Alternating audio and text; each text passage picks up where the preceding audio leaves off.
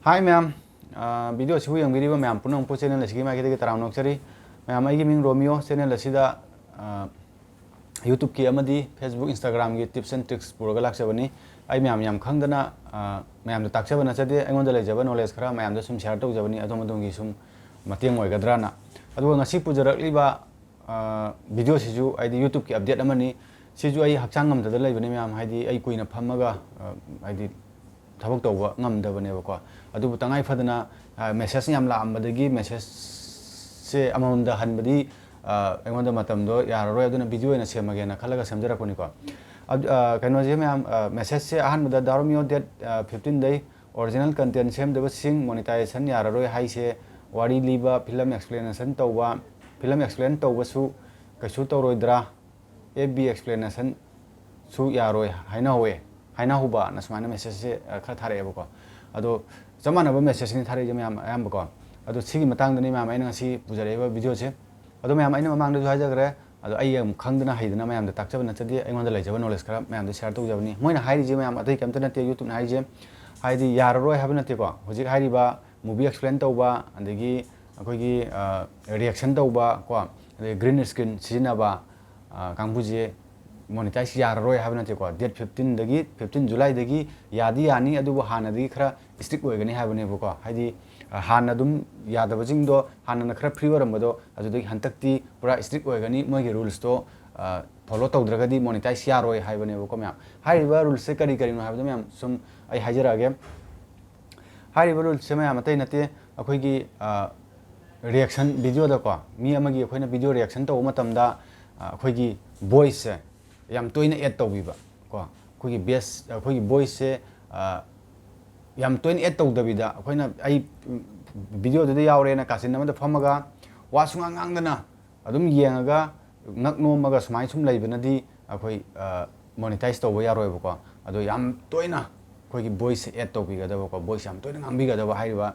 khoina explain tawriba video de ko samna harabada 50% ngi chang ko voice yaugada haidi moina mukra mok video do matek ama muk chalanba aina mu ngangba matek mu chalanba ngangba ko khara toina ngangba marak makta ngangjanba tawgada ko yaringe dum ngangjanba tapna waraga ju moi duna horaga ju ai duna ketang leitharaga waraga ju adum wadi adum mix ton mai tare ko adum malairani aduna tagadi myam adum moi video do minute manga tharaga wat amaga haiba adigi minute 10 tharaga amaga haiba minute 30 tharaga amaga haiba nokpa khotpa taw adu haidi leidana wa nung kai ngangdragadi adu yararoi aduma leire ma'am ko aduma monetize ta bera karani haire aduga ani subadana khoigi movie explain tawba khoigi movie explain tawje ka kamai tawgadage har kanda ayambana tawnarijina khoigi movie je hekta tharaga thamaga mana explain tawba haidi explain tawba kawroi dudi movie explain tawba yaroi akhoi meaning arthan ba harane ba adui mong dudi video ekta movie hobdo lebok tharaga du mana dum wari dum artha handokpa adu yaroi ba ma'am adu nataba khoina tawdujina akhoina explain tawriba matang dugi sin do adu lawraga screenshot ni khangdi amani khangdi lawra kanda screenshot oina photo oina sin du mateng tek uhalla kanda akhoina explain tawda sidi sumain tawba si tawba hai adu explain ko ko aduga hoi marakta picture video mati ama chalan ge haga ka sukai adu hekta haubodo lo video do chalan lakanda aina explain do dudi adudi adum yangjagi bana fare ba keno da wari bo ko aduna aduma yadre ma'am hadi adudi stack la koi chance su yam wangna leire aduga monetize ta bera karani ko hai ba pochima adige ahum subadana ma'am koina green screen sijina ba je keno hai kana source green screen je ayam source ta yam sijina ba ko source ta sijina long de jum sijina adu green screen sijina je kamai sijina no kan green screen khalakanda aina mangna phama kanda video je namdoini adu explain tawbugum mane adu ko maningdana green screen du lawthoga video chalan mane ba adu ju ngasai hairi bu chamane akhoi voice yam toina add tawdragadi adu ju yaroi ba monetize taw ko aduga kaigumba khoina yam kahena short tanina yam kahena add tawdraga ju words amani yawda add taw words amani yawraga dum yahan gyaga na khoigi screen je hap oran gado ko hap amna migi hap amna akhoigi hadi kasin da lehen bado nataba green screen khalakanda aduma green screen khalaga taw taragadi akhoigi voice se yam toina add tawbiba maximum da ko minimum da nataba adumaina toragadi kasu problem nete kamta adum chamanai yai kasu kai belete hojiki hairi bujingje akhona khangjan bigo ko adu kaktene myam kasu thudokpa update leite adu hairi ba kainoje tang 35 dagi satnarani aidi laiba july gi tang 35 dagi adugi hairi ba pot singje satnarani aduga hojiki wari libagi ina omna harakpaduna wari libadi kasu kaide wari libadi akhoi voice se pura add tawribne akhoi voice se pura video du yaurabane haide adum yaurabane ba wari liribani na ko aduna kaim kai belete wari libagi di adu tawbudabu wari liba kanda akhoina ai gi through dagi lihanba akhoina script to ai da hapsal ai da pahan bai tare na script pisala kanda ai no voice over to honbudo haide ai na ngangan bodo adu yade ko adu akhoina ai ga human ga mix tawra chat poi dimu ya ne ba adu ai khaktana tawbadi yadre adu maju monetize yaroi ko aduga sai amana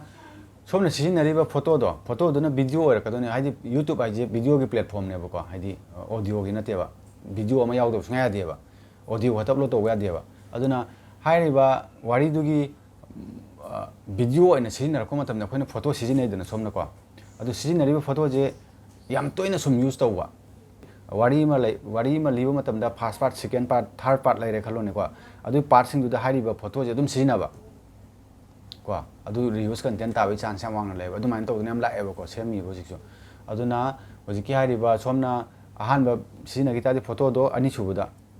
yaraga di pull up change to thokpi ba ko natragana akhoi editing khara to thokpi ba value khara hapsan bi ba samna da text oiro andigi emoji oiro adi atop sin mate oiro sumaina khara samdok samjin to biro adi dadi kam to roi ya khanga ga di thabak to yam lai bane myam na sum lusan gi tara di thabak to ngamoi ba ko aduna yam toina thijan bio ai channel da judum yaw bane haidi youtube se kamaina kari mai rules kaino kamai to no reuse content kaino adigi monetization kamai to ni ko kani hamji lo yaw bane ba aduna hojik se myam na kanbirang bani watch time pibagi pending da lari ba chinau singna andagi channel semgadaba amani imju laibani adu singuna kanbirang bani haidi thabak adugi hariba thabak tu pending da lai ado kari gi nona ado ai isa nungai tabagi ni ngasai haijagre ko isa nungai taba haidi ayung din paraga thabak khra sugre haitare ko haidi dungdang ahing tumdabida adu duna mara kanda isa je khang sonda gare adun phammaga kuina thabak to bujing amde sida dum phammaga thabak to rakpo je wai ba yam ko phambada wa ba am ju lei ba am sigi awa ba ju awa ba amne ba aduna ai hippaga leiding go phawre ba ko aduna ngang